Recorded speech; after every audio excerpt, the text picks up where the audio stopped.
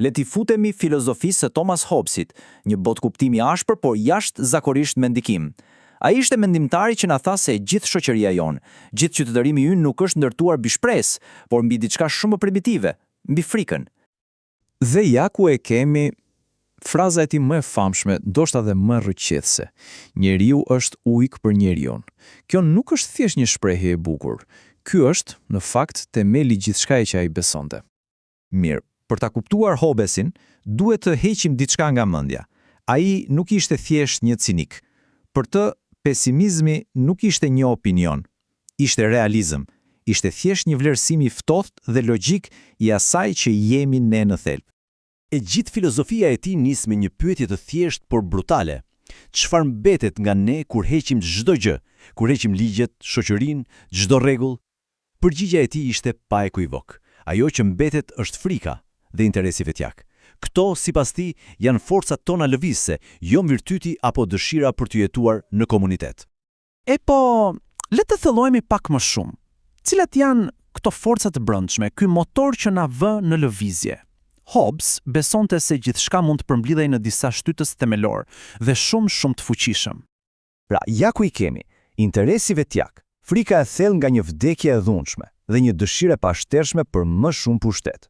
Tani, këto mund t'ingëllojnë si gjëra të këqija apo jo, por ja ku qëndron Chelsea.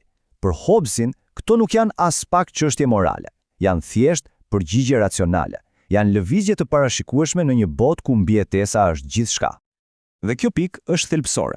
Hobbes nuk thot se njerëzit janë të këqij. Ai thot se janë si një makinë e fuqishme por pa frena.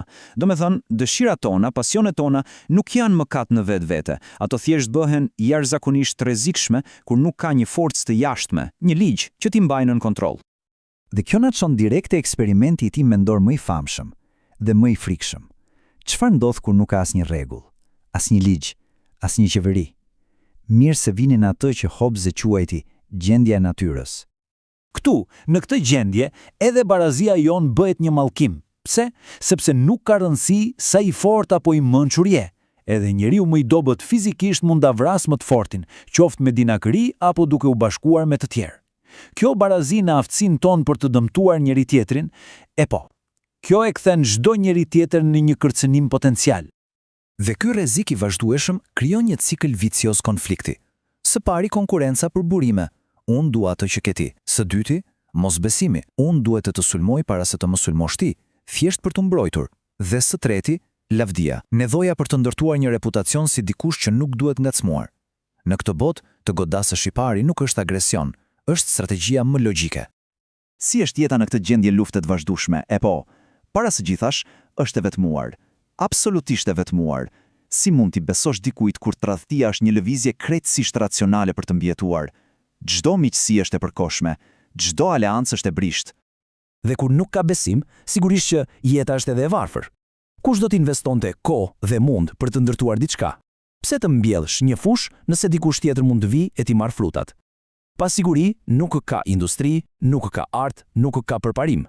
E gjithë energjia shkon për mbijetesën e momentit. Për më tepër, ajo është e ndyrë dhe e egër. Në një botë pa ligje, nuk ekzistojnë koncepte si e drejtë apo e gabuar. Forca është e vetma monedhë që vlen. Dhuna nuk është një përjashtim i rrallë, është vetë norma, është ajri që thithet. Dhe e fundit, por ndoshta më e tmerrshmja, jeta në këtë gjendje është pashmangshmërisht e shkurtër. Është një ekzistencë e kaluar në hijen e vazhdueshme të frikës, ku çdo moment mund të jetë i fundit, dhe vdekja e dhunshme është gjithmonë një mundësi reale. Kështu arrim te përmbledhja e tij e famshme e ftohtë si akulli, jeta e njeriut në gjendjen e natyrës është e vetmuar, e varfër, e ndyrë, e egër dhe e shkurtër. Ky sipas Hobbesit është çmimi i vërtetë i lirisë absolute kur nuk shoqërohet me siguri. Por, nga ky fer i përshkruar me një logjik të hekurt, Hobbes ndërton të vetmen rrugë dalje të mundshme. Nëse frika është problemi, atëherë zgjidhja është ta përdorim frikën në mënyrë inteligjente. Kjo zgjidhje quhet kontrata sociale. Thelbi i kësaj kontrate është një pazar i ftohtë, një shkëmbim i llogaritur. Ne të gjithë biem dakord të heqim dorë nga liria jone pa kufizuar dhe e rrezikshme për të bërë ç'të duam. Dhe në këmbim marrim diçka shumë më të vlefshme, sigurinë, mbrojtjen. Ky sistem nuk ushqehet nga dashuria apo vllaznia, por nga motori më i fuqishëm, frika nga kthimi në atë gjendje të tmerrshme. Le ta shohim këtë shkëmbim edhe më qartë. Çfarë japim? Japim të drejtën për të marrë çfarëdo që duam me forcë. Japim lirinë për të vepruar sipas çdo impulsi. Dhe çfarë marrim? Siguri personale, rend dhe ligj. Dhe më e rëndësishmja, mundësinë për të bashkëpunuar, për të ndërtuar, për të krijuar një jetë më të mirë se ajo e shkurtra dhe egra. Por Hobbes na paralajmëron, një kontratë, një marrëveshje është thjesht letër. Marrëveshjet pa shpat janë vetëm fjalë. Do me thënë, pa një fuqi të madhe, një sovran, absolut, një leviatan, që të ketë fuqin për të ndëshkuar ata që shkelin rregullat, i gjithë sistemi shembet. Frika nga ndëshkimi është ajo që i mban fjalët në vend. Mirë, por pse duhet na interesoj gjithë kjo sot? Pse një filozof i shekullit të 17 ka ende kaq shumë rëndësi? Sepse logjika e tij e pamëshirshme shfaqet sa herë që autoriteti, rendi dhe ligji fillojnë të lëkunden. Hija e leviatanit është gjithmonë aty.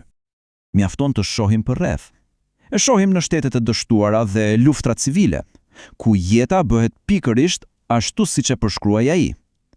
E shohim në marrëdhëniet ndërkombëtare, ku pa një fuqi globale, shtetet veprojnë sipas interesit vetjak. E shohim madje edhe në rënien e besimit social brenda komuniteteve tona, kur rregullat zhduken, ujku del në pa. Dhe ndoshta ky është mësimi më i madh dhe më brutal i Hobbesit. Rendi dhe paqja nuk janë gjendja jone e natyrshme. Ato nuk ndodhin vetvetes.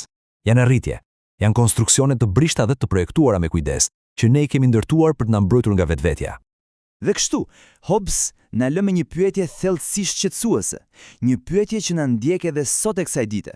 Ky qytetërim që kemi ndërtuar, ky rend social, a është vërtet një arritje shkëlqyer e natyrës sonë të mirë? Apo është thjesht një shtresë holl e brisht e ndërtuar mbi frikën tonë kolektive nga ujku që fshihet brenda secilit prej nesh?